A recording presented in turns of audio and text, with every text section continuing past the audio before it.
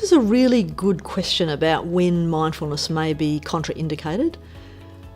So firstly, you need to be able to pay attention, at least a little bit, to do mindfulness meditation.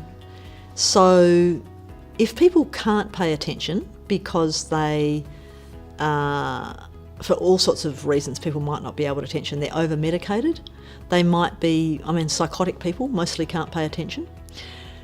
And some people who are really intensively depressed find it very hard to practice mindfulness meditation in a way that's going to help them get better. Having said that, mindfulness is used with schizophrenic patients, not the kind of 8-week training, but a kind of training specifically for them. So they are trained to start paying attention to their voices, for example, their auditory hallucinations, and start recognising them as voices. Pretty powerful. So I think it can be tweaked to some of these populations. We've also had, once upon a time, mindfulness was contraindicated for people who were substance abusing.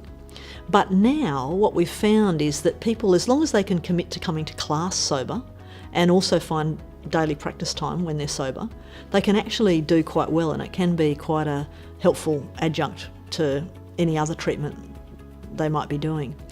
I've got another beautiful story of a teacher in the States, a teacher of mine who runs a mindfulness based stress reduction course regularly, and everybody has to fill out a screening protocol to make sure it's the right training for them. And so this young man was in the course in the first class, and he couldn't look at anybody, he was rocking, he couldn't interact with a partner to say why he was there, so obviously carrying some challenges.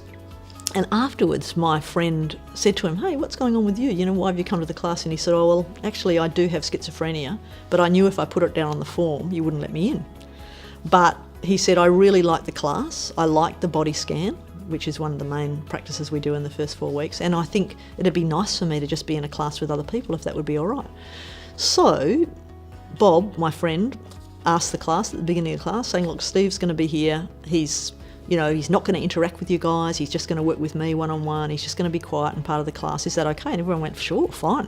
So interesting, huh? I think if the teacher's experienced, and I wouldn't set out to say mindfulness-based stress reduction is a treatment for this guy, but he was able to be included in this way by a skillful teacher and what he got out of it was connectedness, breaking down of his isolation, being able to participate and contribute by being a member of a group.